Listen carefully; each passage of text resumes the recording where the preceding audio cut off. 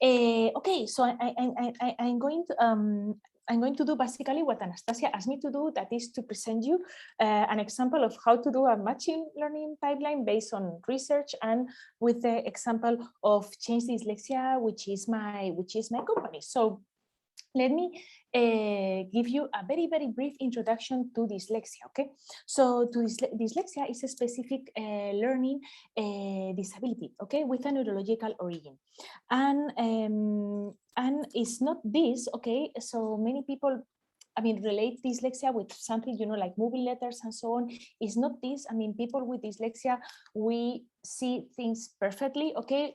I mean, when we look at things do not move, okay? Yes, to make it clear. The only thing is that it is so difficult to represent, okay, how dyslexia works, that sometimes we see this representation. So in case some of you have children with dyslexia, or in case some of you know people with dyslexia, one thing that you can tell them are that the 3 pirates of the Caribbean have dyslexia, okay?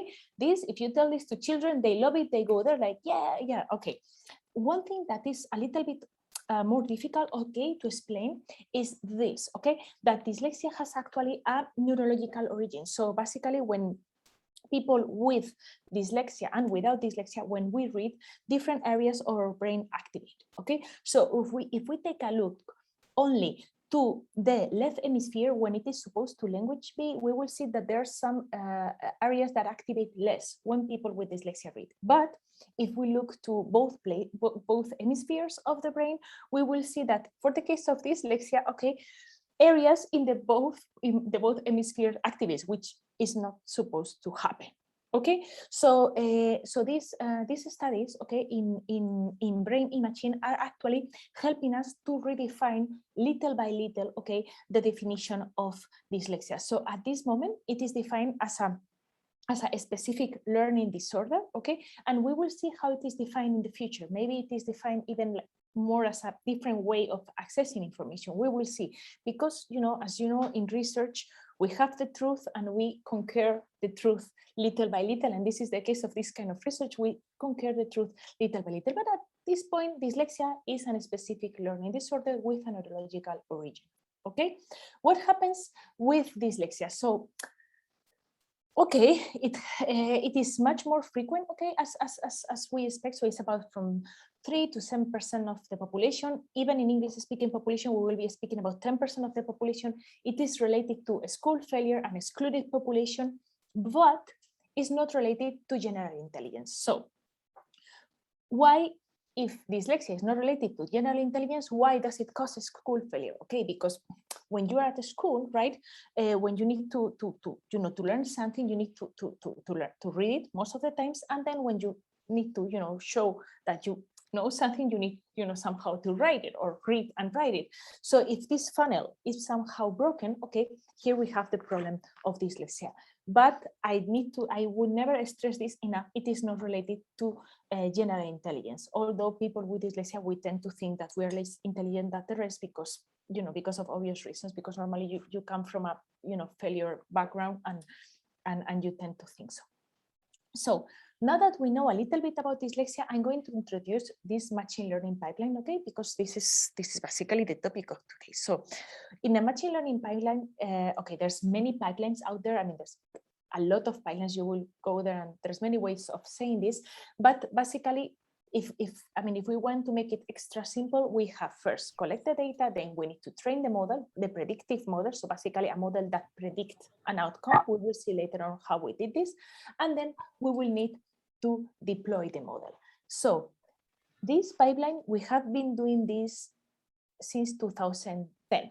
Okay, so let's see, which are the research results, okay, and the developments that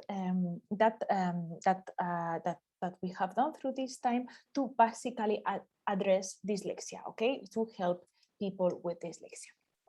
So this started, oh my God, this started a long time ago. Okay, this started in 2010 when I started my PhD. Oh my God, I'm old, I know.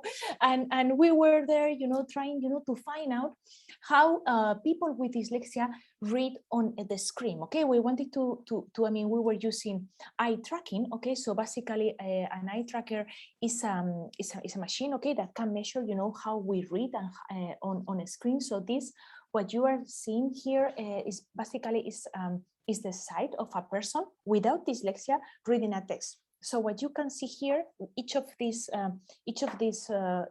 red balls, okay, are the fixations, okay, of a person reading a text. So basically, when I'm going to put it again, when we read a text, we don't read letter by letter, or syllable by syllable, or word by word, or sight, you know, jumps in the text. So what at this time in our research, what we wanted to know is what are the features that makes a text more accessible for a person with dyslexia. Okay, so basically we gather participants with and without dyslexia. We brought them to our lab where with an eye tracker. You can see the eye tracker that we used to use, which was a second-hand eye tracker and was like 40,000 euros. Okay, this second-hand eye tracker, now eye trackers are all over the place, but this was like I don't know, 13 years ago, not so long. Okay, but it was such a difference. And we brought people with and without dyslexia, and we made them reading text. Okay, and we made them reading text under different conditions. So we put them text with different font size, with different font type, with different gray scales, with different color pairs, with different words. So basically, these were all the conditions occurred that we tested. Why were we testing these conditions? We were testing these conditions because we wanted to find the perfect text, okay, for people with dyslexia to read.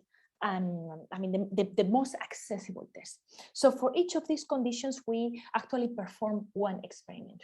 Now, we came out with some guidelines that were actually integrated in the web accessibility initiative for the 3W Web Consortium. So these are now parts of the Accessible Web Guideline, and also these guidelines are integrated in the exams that that actually people need to take to enter to the university. But even if this research, okay, had this impact, probably the most interesting outcome came by total mistake, actually. So let me give you a test. Here you have a text, and you have like 30 seconds, okay, to read the text. So please read it.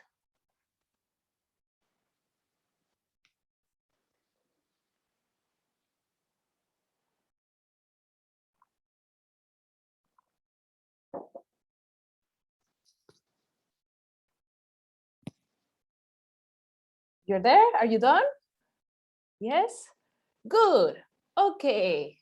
Okay, so how many errors have the text? Did you see any errors? I'm going to put the chat here, so I got you. Yes. Did you read the text? Did you see any errors? Oh, wow, David, okay. Around 10, Max. Oh my God, yeah, you're just Max. I had good students, okay? Okay, so you saw a lot. 3, wow, okay, but did all of you saw errors in the text? Because this is something, okay. You saw errors, good. Okay, let me, yes, Baya, how are you? Good to see you. Okay. So let me explain you this. So there is something here, something that happened here. So we put this kind of text, okay, to people with dyslexia and to people without dyslexia, and afterwards we measure the comprehension of the people, okay, how well they were comprehending. I mean, how high were the comprehension. For that we use different questionnaires, like, you know, literal questions, differential questions, I mean, a way to measure comprehension. And what we found is that while and then we ask how many errors had the text. So people without dyslexia were like you guys. They were like, okay, the text, you know, had errors. Okay, I mean, I couldn't even, you know, concentrate because of, you know, all the errors the text has. And then people with dyslexia, they were like, hold on, were there some errors in the text? And we're like, Yes, and actually these errors are errors that people with dyslexia make. So then what we found out is that the comprehension of people without dyslexia, when the text didn't have errors, was higher, okay? And the comprehension of people with dyslexia, when the text had no errors, was lower. Okay, this is understandable because yes, people with dyslexia, we have lower comprehension of text. Okay, but what happened when the text has errors like this? The comprehension of people without dyslexia, like you guys, okay, dropped. Okay, and the comprehension of people with dyslexia remained the same, with some differences, but no significant differences, to the point that the comprehension of people with dyslexia was higher when the text has errors. So understand this. This is the first time, okay, almost in history, that there was a condition where people with dyslexia was reading better.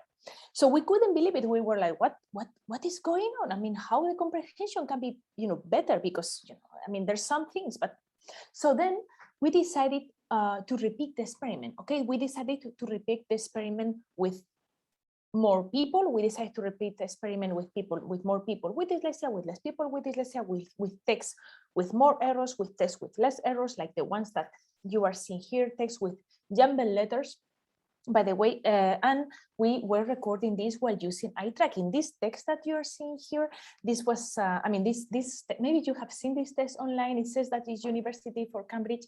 No, it was ours. Okay, it was our experiment, and basically they invited me to Cambridge to present this research, and I told them. Anyway, so what do we have as a result? So what we have as a result here, look.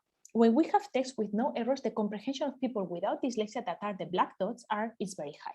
The comprehension of people with dyslexia is lower. Then the more errors the text has, the comprehension, drops. And then when the text has, 50% of errors, like this text with jumbled letters that we saw before, the comprehension goes up. So what do we have here? We know this gives us a lot of information from dyslexia that we didn't have before. What it gives us is that the fact, the quality, the lexical quality that the text has do not have an influence, okay, on the comprehension of people with dyslexia, meaning that people with dyslexia cognitively process errors in a different way. And yeah, we could be thinking, of course, this is because they don't see errors consciously, okay? But what happened? We had this recorded, and then if we go to the recordings, look at this. This is the actual recording of a person with dyslexia. Look at that. Did you see that? Can you see that there is like a bigger, there's a bigger a bigger spot there? This means that this person, was actually seeing the error, because the longer the fixation, the more cognitive load, okay, you see there. So this was true for people with and without dyslexia. So what do we have here? Both groups were seeing the errors, but for people with dyslexia, these errors were not affecting comprehension. This made me think that probably there was something about the errors of people with dyslexia that, that could give us something about it. Yes, there is a question there. Tell me. I just have a question. Is like in the plot you saw before for the black dots, yes. Why the comprehension was increasing with 50% errors for like people without dyslexia? Yeah, I wish I knew. So the comprehension, I mean, what we ask, thank you, David. So what we ask to people, I mean, the explanation that they gave us is that they put like the autopilot of, okay, this is about errors, and they focus, right, on reading. Okay.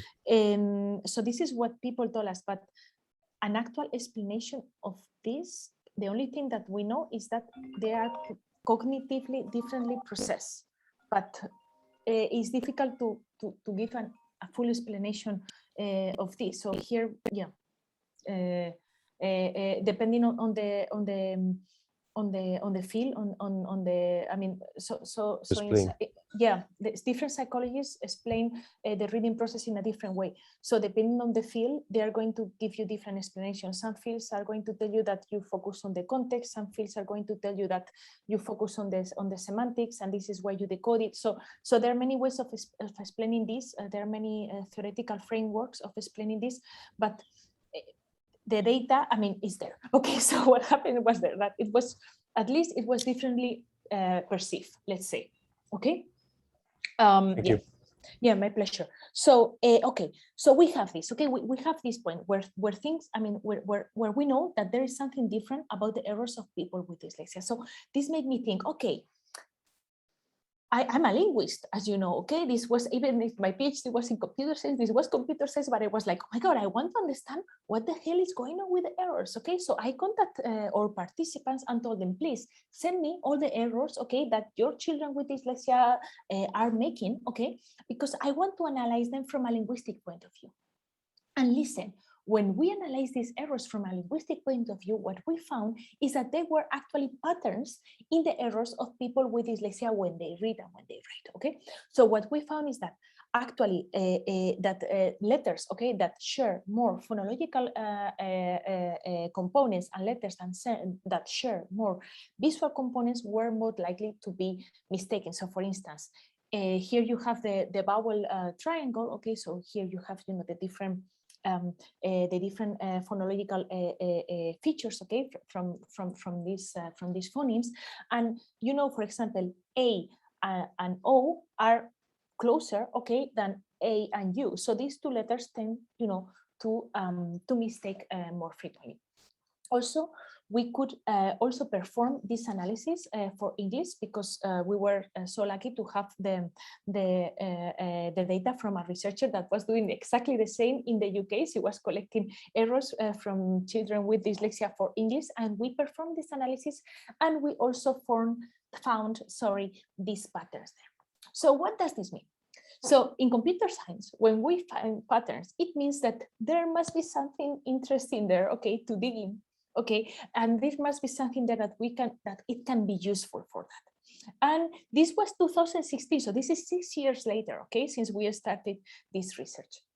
So we took these patterns of the errors and we integrate them into exercises, okay, into exercises that you can see here in the screen. We integrate it into, so here, you know, you see around it has a mistake, so you need, you know, to solve, or little there is a, you know, a transposition letter there. So we integrate these patterns into these exercises, into a tool that started to be successful, and we had over 32,000 users of this tool. Okay, we made this tool for English, for Spanish, and for German, thanks to a collaboration also with more people, okay, from Germany, that they also wanted, you know, to put this into their language.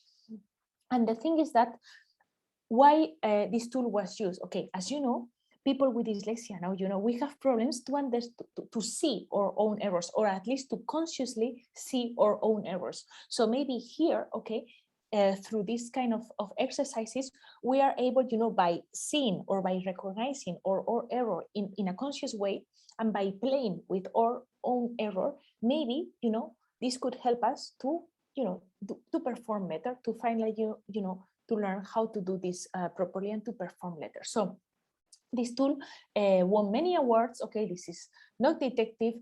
Now the research won also many awards back in that time. And because of all this exposure, I was contacted by Carnegie Mellon University, and they offered me a job even before I finished my PhD. And this is when I arrived to Carnegie Mellon University with this tool, but this tool was not sustainable, okay, because there was no business model behind this tool, okay, with 30,000 users, no business model behind. We had an issue, okay, because the more the more users that we have, the more problems that we have, because we have no technical services, we have no customer support, we have nothing like that, okay. So I came to Carnegie Mellon, and I was offered a job there, and they, for the first time in my life, I had many resources, okay, to do research there, and I could do whatever I wanted. And I asked Jeff Vigan, which was the head of my department there, okay, what do you want me to do in exchange? You know, because you are offering me, you know, all the resources. Just to give you an idea, these tablets that you see here, okay, in the slides, okay, we did this for the evaluation of this tool in a school. I had to buy these tablets myself, okay, with my PhD stipendium, just to give you an idea. So being suddenly, yes, Anastasia, tell me. Oh, sorry for interrupting. No. Just like, it seems like you were processing very sensitive medical data of people. Like, did you have any regulation problems or issues? Look, we didn't, okay, we had to go through of course there was an informed consent. Parents had to sign the informed consent, children had to sign the informed consent, children came with parents to the lab, but at the end, dyslexia is not considered a medical condition, so it's more considered like an education disorder. So it was not that difficult to get the IRB accepted because it has no risk. So when you go, and also later on at Carnegie Mellon University, we have to fill also a full IRB until it gets approved, and in the US they are super into, IRB, they, and we also, it was accepted the first time we fill it, mainly because, first it has to be anonymous. It was anonymous, this helped a lot. Of course, we have, to know whether the person has a proper diagnosis of dyslexia or not, but we didn't keep their name. We didn't, we follow all the rules and there was not an issue. But you need to follow all the rules, okay? It's like you just cannot do like, yeah, okay. You need to follow all the rules, but if you follow all the rules, it's not an issue. Yeah. So I was telling you, yeah, okay. So then once I arrived to Carnegie Mellon, this was in 2015. I was like, okay, what do I do there? And they showed me the good part, but they didn't show me this part. Okay, so it was super, it was freezing. Okay, minus 20 degrees in winter, and it was like, okay, now that I have all these resources and I have all this time to do research and all these people who we can not do anything but only doing research, let's try to address probably the most difficult part of dyslexia, that is actually screening dyslexia. So basically dyslexia detection. Why this is difficult? So let me give you an example from my childhood. Okay, when I was very young, when I was 5 years old, we were in kindergarten, and the teacher asked us to read a word. Okay, I have here the slides to show you. So the teacher asked us to read a word, and I remember perfectly that it was like, we had like 4 words there with 4 images there, and I remember perfectly that I could see the image perfectly. I remember that I could see the letters perfectly, but even if I wanted to practice, okay, before my turn came, I just could not map it. I just could not do it. Okay, so then, okay, we were all sitting in a circle in the class, and I was like, oh my god, very fast. I think, okay, so it's like 1, 2, 3, 4, 1, 2, 3, 4, 1. Okay, I think my word is going to be the same as Paula. So I'm going to see, I'm going to pay attention, to what Paula says and see if it is, her word. And then Paula goes and says pato, which was like duck. And then, it was my turn, and when the teacher tells me, and I said, pato, and she says, good, very well. So you understand what happened there? I could not read the word. I could not even map the letters to the sound, but I did it correct. I did it correct because, I was just copying. I was paying attention to what other people were, to what my colleague was doing. So the teacher didn't notice that I had dyslexia. I didn't notice that I had dyslexia. I only assumed that I was less intelligent than the rest.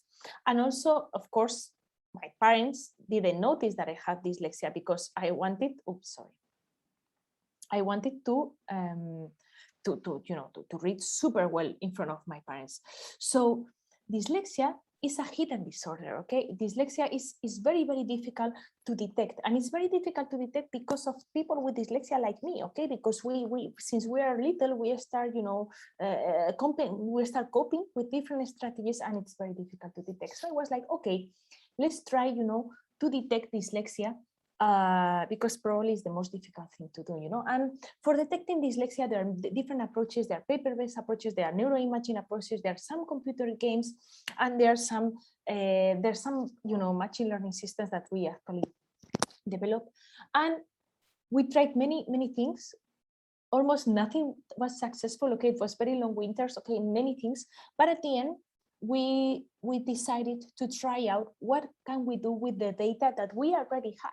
Okay, from the people reading using eye tracking. Okay, we had 4 years of data of people with and without dyslexia reading online. So we tried this. Okay, we had our training data. Yes, Anastasia, tell me. Sorry, we have question in the chat. Do you want me to wait until you finish and then ask? If the question is related, I'm happy to answer. I think the question is related to the story that you explained in your kindergarten. So Gustavo Silva is asking, Luz, I have a question. How was learning English for you? I assume it must have been an extra layer of difficulty. Wow, learning English was the worst. The thing is that when I was, because my parents were seeing that it was going to be a problem for me, what they did, they brought me to, I mean, since I was 10 years old, they brought me to the UK and to Ireland to learn English. So basically, at the very beginning, I mean, I learned English in a conversational way, not by reading and writing, but by hearing and by this is how I learned it. Yes. So yeah, no, but my childhood was super hard. I mean, I didn't speak about my childhood because this is about machine learning, okay? But having dyslexia, I mean, this is another story. That's, I mean, that's something. Anyway, so okay, so I'm going back to the first times in Carnegie Mellon. Okay, so this is the first model actually that was able to detect dyslexia using machine learning. Okay, and this was using our eye tracking data. So basically, we use as training data all these, you know, the number of visits, the mean, I mean, all these fixation durations of all these features, okay, that could be extracted by the eye tracking. So to detect whether people with and without dyslexia read. Now, the problem here is that at that point, we could not reach everyone with an eye tracker. Okay, you cannot go to a school and bring an eye tracker and try, you know, to predict risk of dyslexia. We wanted to have an approach that was available for everyone. And it took me also 2 years to find out that I had the solution in front of my eyes, okay? So we were trying, you know, different things in the research, and at the end was like, hold on a second. We have this game with 30,000 users. Why don't we take, you know, the exercises, okay, from these games that actually have the linguistic patterns inside these games and try to create a screener, I mean, to create a test that is able to screen dyslexia. So we did this. We made first a very little approach of this, and for the first time we had significant results. And these guys, I was crying, okay, in front of my computer because this was so many years, okay, trying to get results like this. So for the first time we saw that we had significant differences between groups, okay, that had while they were playing, you know, very simple games. Now, something about machine learning. One thing is to have significant differences from descriptive studies, and another very different thing is to have a machine learning model, okay, that actually can make a prediction. So for that, we needed a lot more data. So I went again to my boss, you know, to Jeff, and told him, look, I mean, I got it. Okay, I got it. I think I got how we're gonna do this dyslexia detection, but now I need a lot more participants and I need a lot more time. Okay, so how, you know, I need thousands actually of participants, you know, to be able to deploy it. Do I have this time? Do I have these resources? And oh, I like high risk research. That was his answer. So I was like, oh, high risk. Okay, let's try, you know, let's try to get the best out of it. So this is how we start gathering participants. El 40% de los estudiantes que fracasan en las aulas tienen dislexia y muchos de ellos no lo saben. Para ayudar a detectarla, Luz Rello, la mejor investigadora europea 2013 y disléxica, ha creado un programa informático. Son unos ejercicios muy sencillos que para que lleguen a los colegios necesitan la participación ciudadana. tenía muchas faltas de ortografía y la profesora me decía que estaba mal y entonces yo tenía un poco de frustración. También había profesores que me decían, se dirigían a mí como la niña que tenía dislexia. Es el día a día de los estudiantes con dislexia. Para ellos dicen la escolaridad es un infierno. María lo sabe bien. Sus 6 hijos tienen esta dificultad con alto componente genético para aprender a leer y escribir. El desconocimiento, no hay una detección temprana. Los profesores no están formados, no hay metodologías acordes a estos niños. El 40% de los estudiantes que dejan la escuela tienen dislexia. Si un niño no sabe leer y la lectura es uno de los principales medios para transmisión de conocimientos, el fracaso escolar está asegurado. Otro problema, muchos no lo saben y otros empiezan a sospechar cuando ya suspenden demasiado tarde. Por eso Luz, mejor investigadora europea 2013, ha creado estos juegos que podrían detectar dislexia nada más empezar el curso. Ahora tienen un 82% de fiabilidad y subiendo. Para poder subir ese porcentaje y hacer un algoritmo realmente fiable que pueda detectar dislexia en los colegios, necesitamos participación masiva de todas las familias con niños con dislexia y de todas las personas con dislexia del mundo hispánico. Solo hay que entrar en cualquiera de estas páginas y participar. Cuantas más personas jueguen, la herramienta será más eficaz. Entonces, esta idea, sin ánimo de lucro, podría llegar a las aulas. There you go. So this is how we found participants. Okay, it was crazy. Okay, it was, I mean, finding participants was super, super challenging. And then, you know, when I realized that, okay, thousands of people were writing us, I was like, oh my God, oh my God, oh my God, you know, I'm starting being afraid this is going to be big. I need to make sure that we are doing things right in every single field. So this is why we had, I mean, I started, you know, building a board, okay, from psychologists, from pediatricians, for linguistics, from professional therapists, from families, to make sure that what we were doing had sense. I mean, not only from a research point of view, but also as a tool, I mean, as a tool point of view. I mean, you need to think it twice, okay, before putting a disruptive product out there. So it was more like a social movement at the end. So people, children who joined the study, then they share it on the social media. It was like beautiful. Okay, it was beautiful. It started becoming a movement. And this is when we come to the next step of our pilot. So first we have collected data. So as you can see, collected data it took us many years, okay? Not only to collect the data, but to find the right data to collect, because this is the key of machine learning, okay?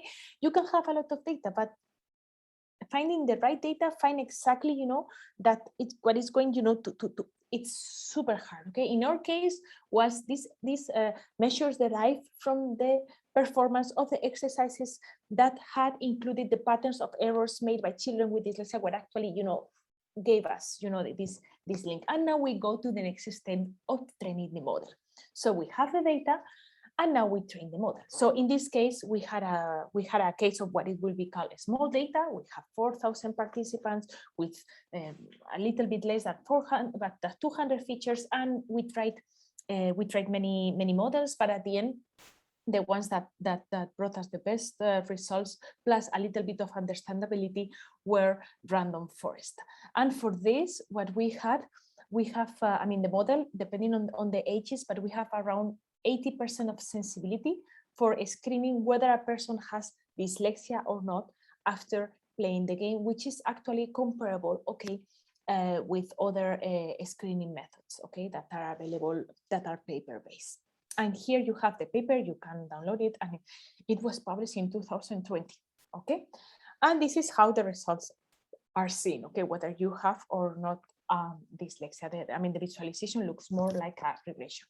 Now, some lessons, okay, try to protect your intellectual property as soon as possible as you have it. Here you have a picture from the day that suddenly we knew that our model was, you know, was working. And as you can see, we were super sleep deprived there, but we were super happy, and we decided to fill an invention disclosure. And by the way, the patent was granted last week, okay? So this is, I mean, it takes years, okay, to fill a patent until it gets granted, you know, claim by claim. So, and another lesson from the past was not thinking only about the social impact, because this first tool that I show you, this was for free, okay? And we could not sustain it, and we had to close it. We have to stop it because, you know, we just could not sustain it. So this time we wanted, you know, to make it sustainable and to make a proper business model that actually, you know, was able to put to put all this research out there for everyone. So in this for this time, what we did, we made a crowdfunding campaign, okay, that pre-sell the license of Dytective, and we had over 500 backers. One thing about one lesson, okay, from this crowdfunding campaign was that these people, okay, who actually bought, okay, the license in advance became the best focus groups, okay, and the best user groups. And we asked them questions at the same time as we were building, okay, the application, and this was beautiful because they even choose the name, okay, of the application. I mean, they were super involved. So, and now let's go to the third step, okay? So the first discovery was about, okay, we know that errors, okay, that there are patterns in the errors written by people with dyslexia. And for that, we use mainly data mining techniques, data science techniques. The second discovery that, okay, if we use machine learning together with these patterns that we found in the errors, we can predict risk of having dyslexia. And then the third discovery is like, okay, if we use this, together with cognitive abilities, we can help children to do better. We can help children to overcome dyslexia, okay? And this is what I was going to tell you. So if we start making different exercises like the ones that you see here, okay? Different exercises, and we map these exercises with different cognitive skills that are related to dyslexia. In this case, we use different language skills like alphabetic, phonological, syllabic, lexical, morphological. These are like the different linguistic levels, okay? Different perceptual processes, visualization, I mean, visual discrimination and categorization, and also auditory discrimination and categorization, different executive functions, the ones that can be addressed using computer, which are only, you know, attention, but okay, we have 3 types of attention: activation, sustained, and simultaneous attention, different types of working memory, and different types of performance measures. If we map these exercises with this, maybe we can help children to overcome dyslexia. So we created over 40,000 exercises. Yes, very long winters in Pennsylvania, you're creating these exercises. And then I was like, oh my God, okay, now, I mean, if we're doing this and if we're going to charge people, I mean, people are going to buy, you know, for this, I mean, to pay for this license, then I really need to make sure that this thing is, you know, is going to be fine. So then, you know, this board enlarged also with people, you know, that they were putting, you know, their voice, their music, their, you know, everything there. And this is how we launched Dytective U, which is this support tool. And this is how it looks from the inside, the tool. And we wanted to know whether the tool, you know, was okay. I mean, if it actually helped children with dyslexia. So we made a longitudinal study, okay, in 4 schools here in Madrid. Here you have one picture of this study. So it was 4 schools in Madrid, 100 participants. We made a between group experiment, and we have as pre-test and as post-test, we have the ZTJ test, which is basically a standard screening test, okay, for children with dyslexia. So how did it work? So at the beginning, all the children took the test, okay? Then one group played for Dytective for 2 months, okay? And then 6 months later, we had the post-test, okay? Because of course, this standard diagnosis can only be done every 6 months. And the results, what we found, there were significant, significant improvements in children who actually played Dytective, okay? They were better in phoneme segmentation, in pseudo-word reading, in verbal fluency, and also in something that is called the Global Risk Index, which is actually, you know, the risk of having dyslexia. So we were very happy, okay, that actually this, here you have 4 beautiful participants, the last day of the study, that actually, if children with dyslexia play 2 games that actually integrate their patterns that we found in the errors, and these are related to their cognitive skills, not only to their weaknesses, but also to their strengths, help them, okay, to do better, okay? So now we cover how to collect the data, we cover how to train the model. Now we're going to cover how to deploy the models, because one thing is to have a machine learning model that works super cool, okay, in your computer or in your cluster, in our case, in your lab. And another very different thing is to have a product out there that is robust enough, that is, that can be used, by people, by the people. So let's see how we deploy the model. So for this, we created Change Dyslexia, okay, which is a social startup. And with Change Dyslexia, what we wanted to do is to overcome the 3 barriers of dyslexia globally. Okay, dyslexia globally is a hidden disorder. Most of the people that have dyslexia do not know that have dyslexia. Dyslexia creates literacy difficulties. Now we know why. Okay, you've been hearing me for almost an hour, so you know why it creates literacy difficulties.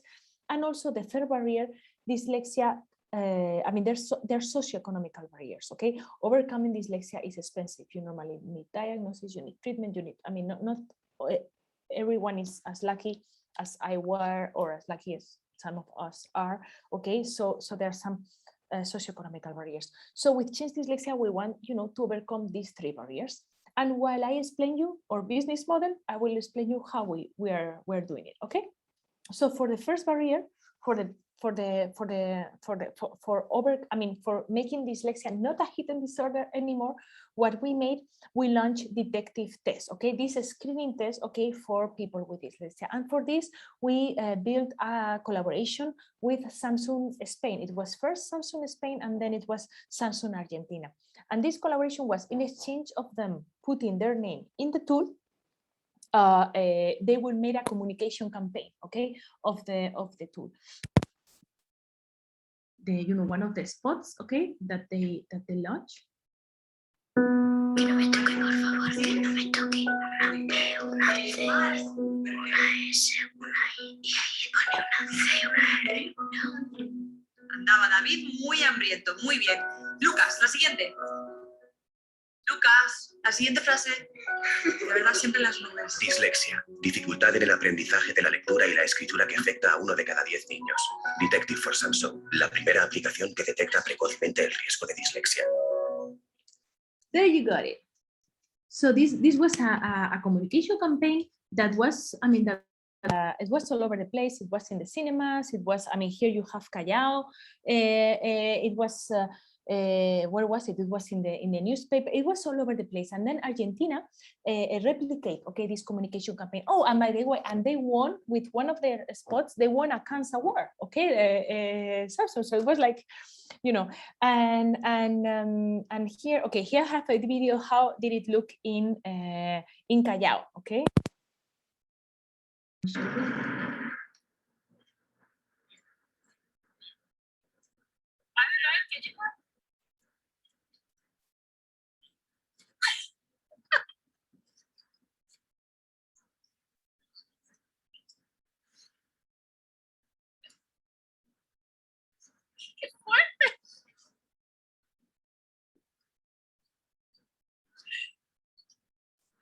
There you go. So then after seeing this, I went back to Carnegie Mellon and look, this is the Spanish Times Square. Okay, so from now on, respect.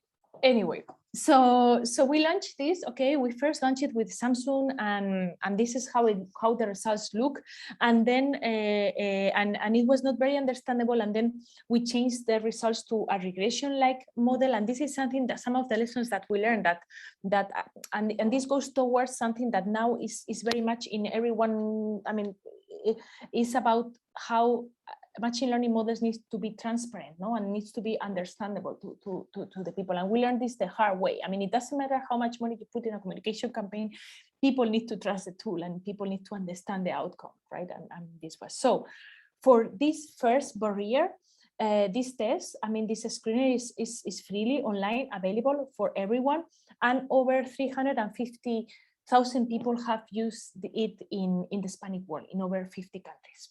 Let's see now the second barrier, okay? So the second barrier are the literacy difficulties, okay? So how are we overcoming this barrier worldwide? Okay, for this, we launch a new version of Dytective 2 that integrates everything, okay? That integrates the treatment and that integrates the test. We made it, we made it better for schools. We adapted tool for schools. So with this kind of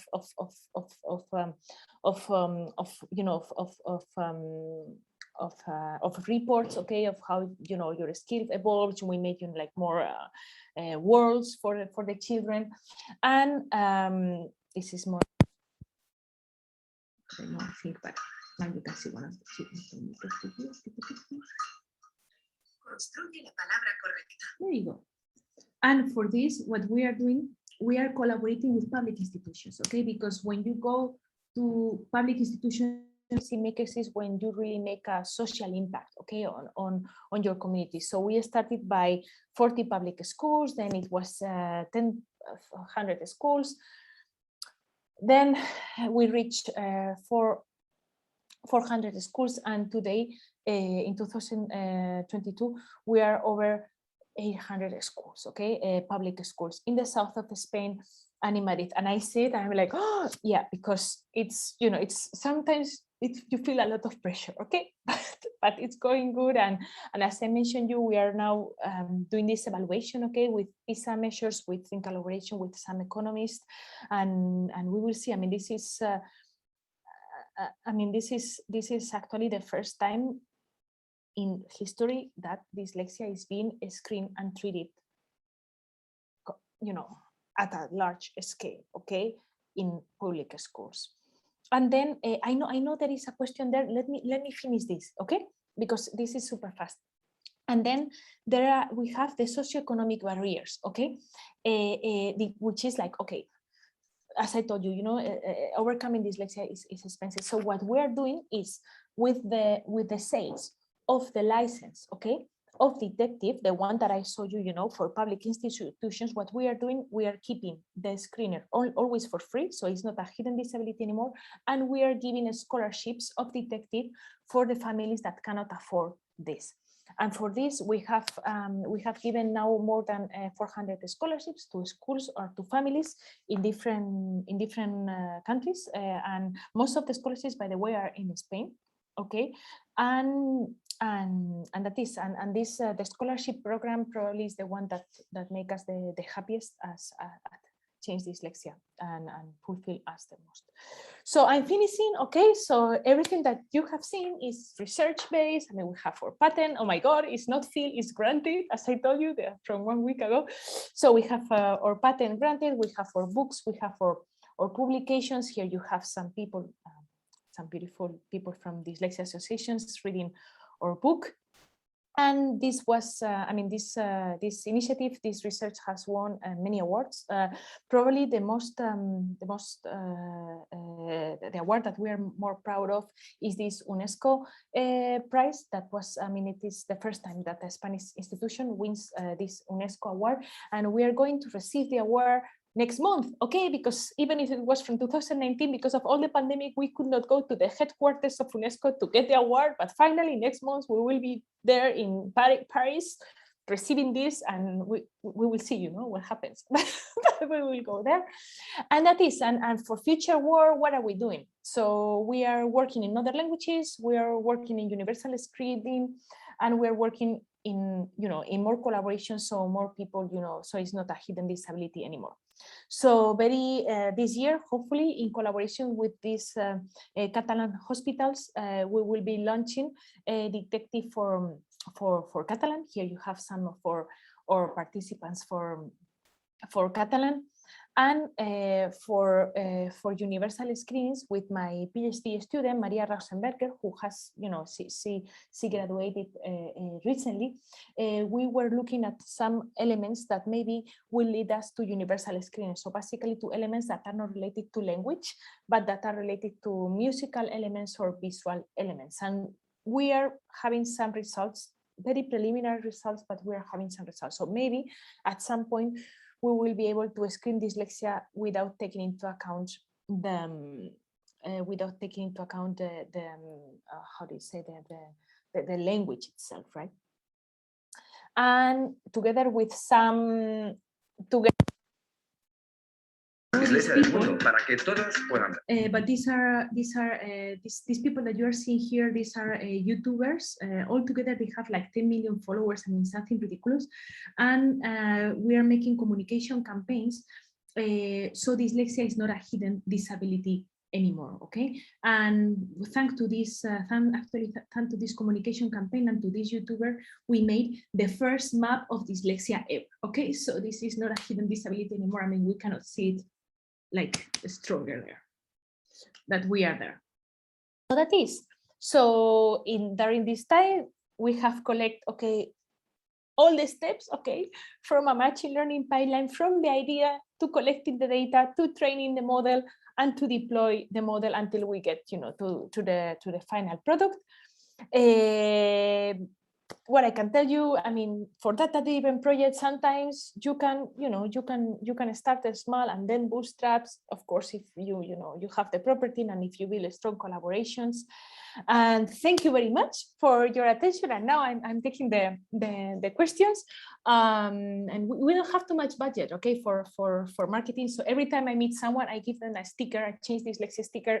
And if we were doing this in person, you would all have stickers, But next time, we will have, we will see in person. I will give you your stickers. So thank you very much, and let's see the questions. Thank you. Luz, you mentioned that you don't have so much budget for marketing. Here we have many students of marketing that I think got inspired by your presentation. So if you're looking for interns, we are always very happy to help, to search. So we have some questions in the chat. If anybody wants to ask questions, just unmute yourself and jump into the conversation. So for now, Denise Jackson is asking, is the test only for kids or does it also work for adults?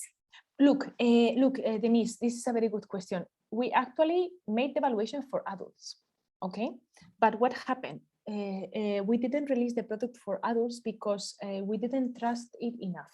Why we didn't trust it enough?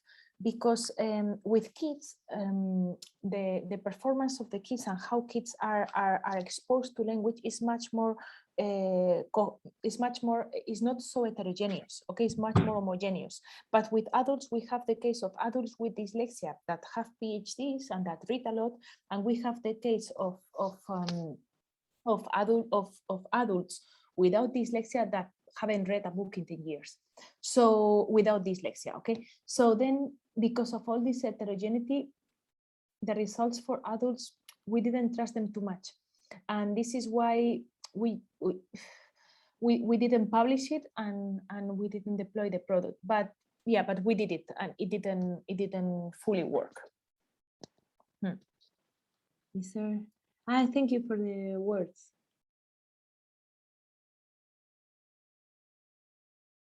Was the next question from Gustavo? I'm not sure, and also Omar is raising the hand, so whichever you want to take first.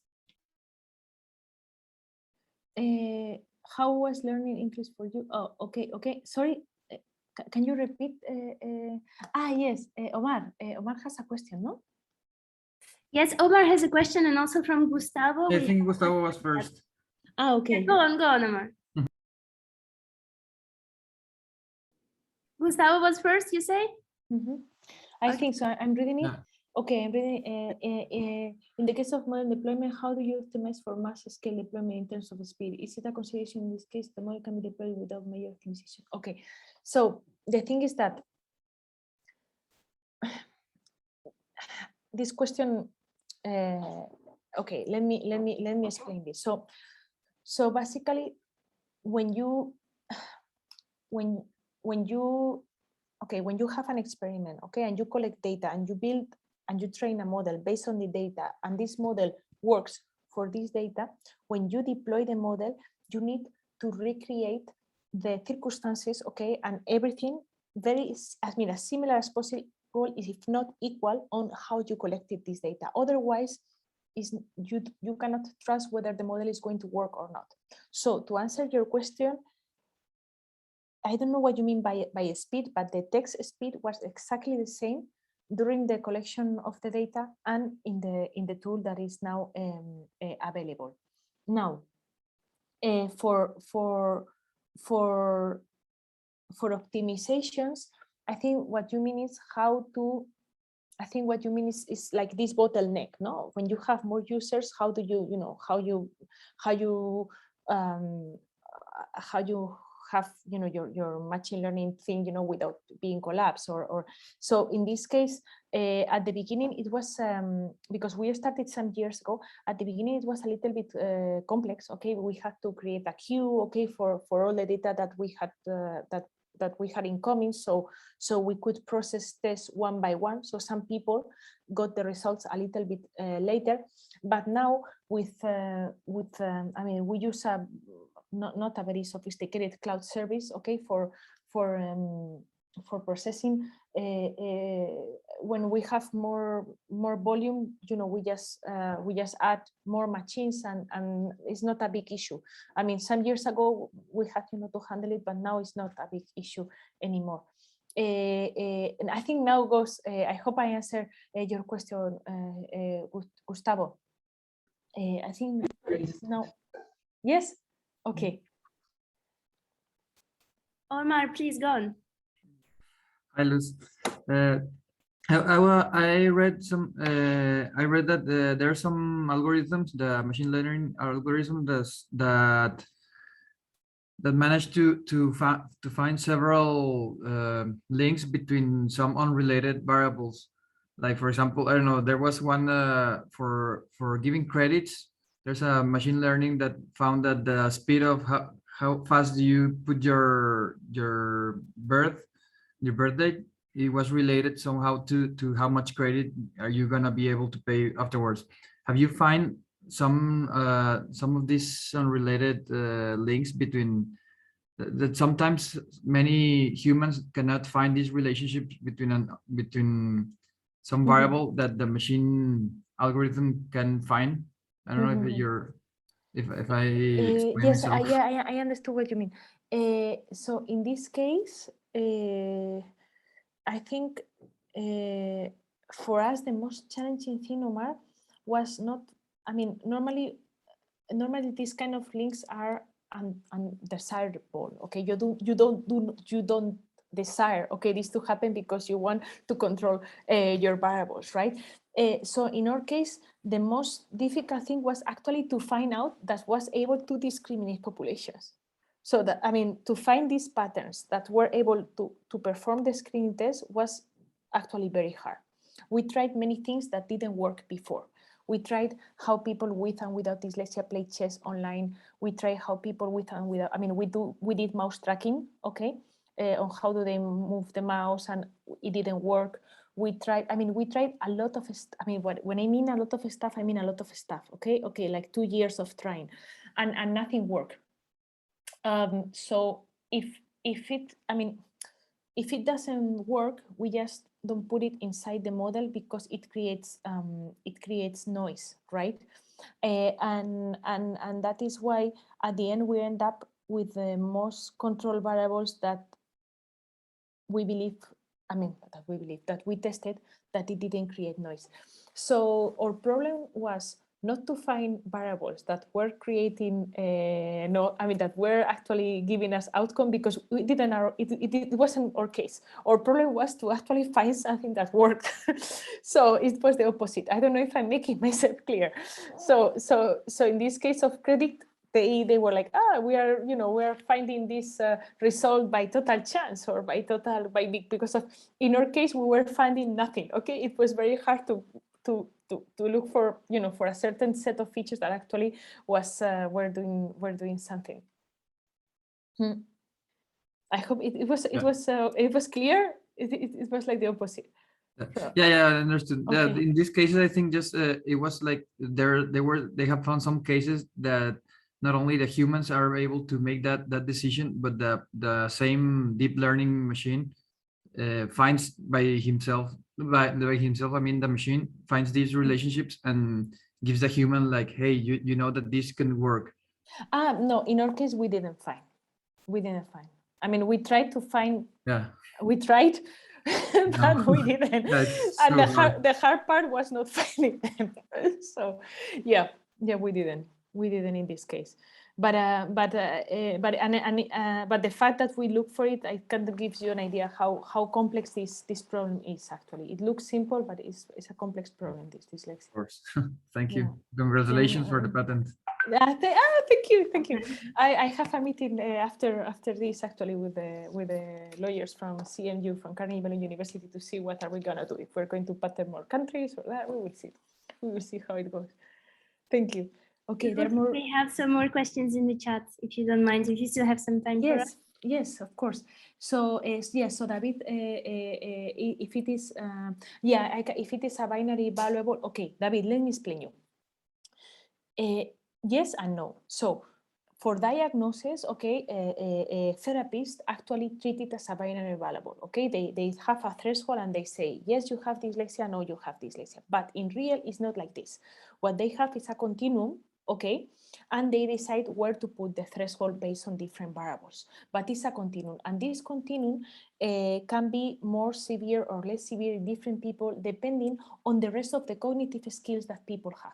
So when you start developing, coping strategies, most probably dyslexia will pass underdiagnosed or will pass and if you are lucky to have, strong cognitive skills in other fields, most probably, dyslexia will. So at the end, everything that is cognitive at the end is complex because it is interrelated. It's not like you can take it out but yeah, so to answer your question, yes, there is like, when you have a diagnosis, it's like a yes-no thing, but in real, diagnoses are made with thresholds, and depending on the method, the threshold goes one way or another, or some variables are taken into account. Different variables are taken into account.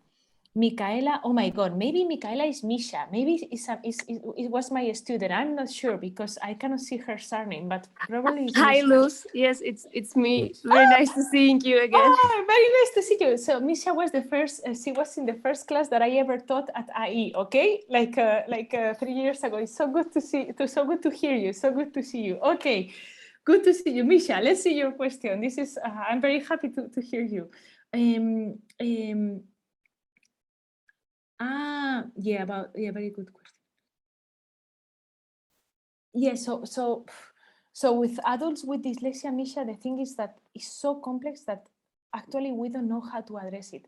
I think probably the best way to address it is to take into account the education of the adults. Okay, so how because what we saw is that the education that people with dyslexia have play a role on how at the end they how fast they read, how good they write, So if we take into account their education, if we take into account taking into account more features, that will be the approach to answer your question.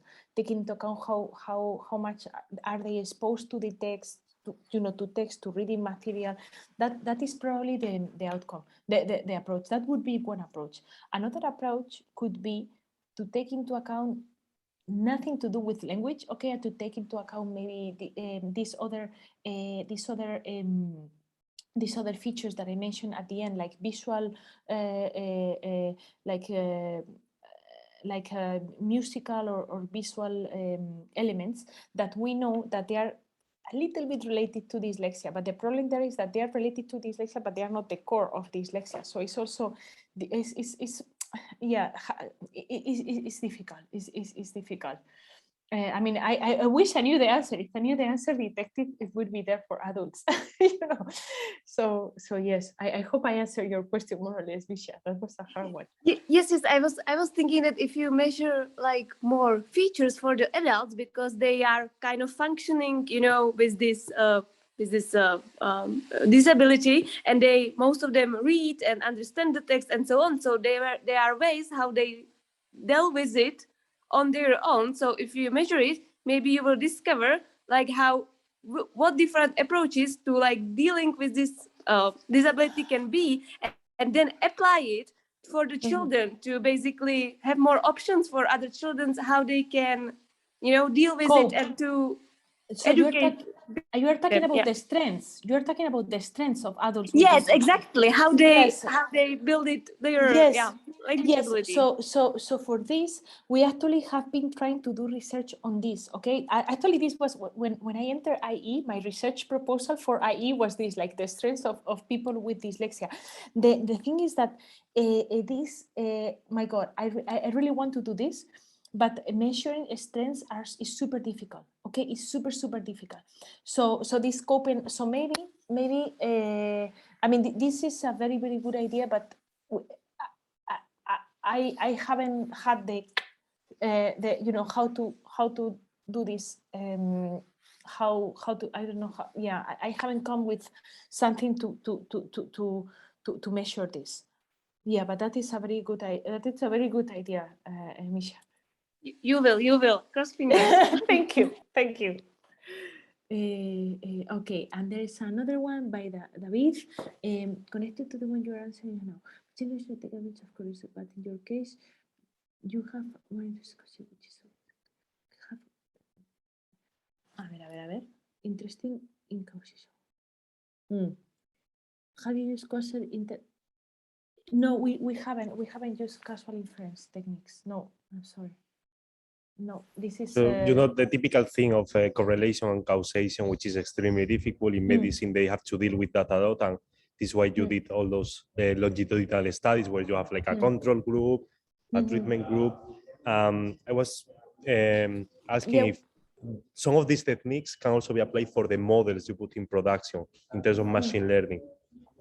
That was just an idea. We didn't. So the only, I mean, the most medical related thing that we did was this randomized control trial, okay, with these schools, and we plan to do another one with public schools, like large scale, starting next year. But inside the tool, like with the machine learning model, we haven't. For that, we haven't, and probably we will keep it this way, because that way it will be still an screener. So basically, prueba de cribado, and then we move away from a territory that probably is more complicated, because you get there to diagnose, and that to have an inferential, a discriminatory, diagnóstico diferencial, a discriminatory diagnosis is another field. but thank you, David. Okay. So we also have, so like for the chat, I think we're done. Okay. That's it. And now we just have Alex Humpert raising his hand. I just want to make a small introduction. He's one of my best friends from MIM, amazing student, and he's now studying masters in big data analytics, and he wants to go to machine learning field. So Alex, go on. Yeah, hi Luz, hi everyone. Hi, Alex. Sorry to jump in at the end here. I was just had a class on natural language processing, so also like trying to learn more about this field.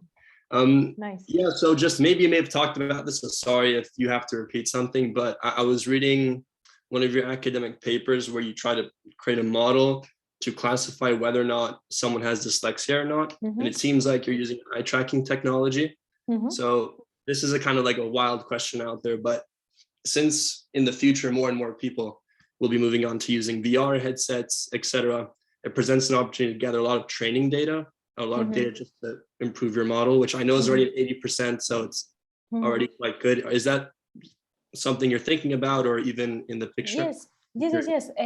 Actually with a student, his name is Jorik Klein.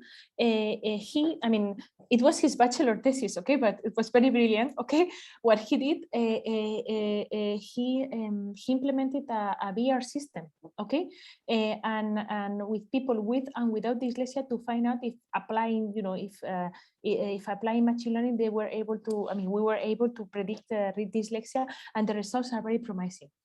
So yes, the more, basically, the more accurate data we can get from people, especially from eye movements,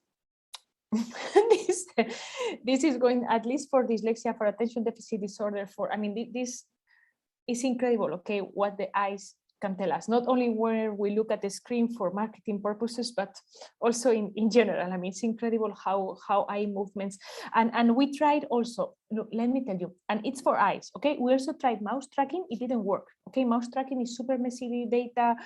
People have very different techniques, okay, on how to use their mouse, so it didn't work. And we also tried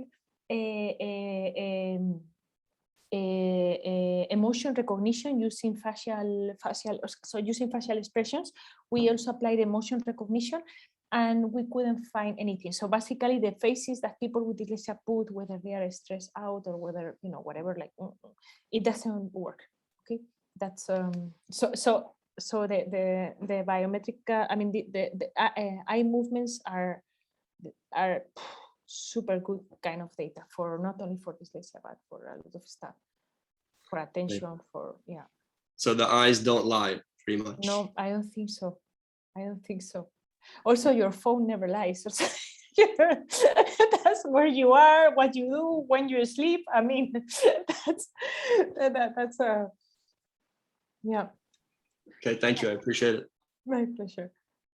Well, Luz, I think we have no more questions. Maybe just a last one from me. During this last hour, we've seen how we can do really truly inspiring and amazing things thanks to machine learning. But we also know that it can be leveraged to do not such nice things as you do. But that's, for example, to sell us more of useless stuff as the less evil of them. So as a researcher, do you know what's happening in the field? Is there any policies to kind of limit the power of those potential evil consequences on us? Yes, this is not, okay, my answer is going to be not as a researcher, okay, but as a part of the board of the National Strategy of Artificial Intelligence in Spain, okay? So nationwide, different governments are trying somehow, to handle, okay, this, okay, because there are some risk involved. Most of the risk involved are related to privacy, okay, and are related to almost to human rights, okay, because if they can recognize your face, I mean, this goes, I mean, this can be big. So at least in Europe, the European law and the European countries agree in having a type of law, okay, that covers human rights. So, for example, face recognition is not being used, okay, as a regular thing, no. But this depends not too much on researchers. This depends more on governments, and also it depends on the market, no, because at the end market goes very fast, no, I mean, so this works, but in research, I mean, normally when you do research, you have to comply your IRB. You just, you just research at the university. Now, research in companies is another thing, right? But research in companies, it really depends where the company is set up and the laws that this company needs to comply.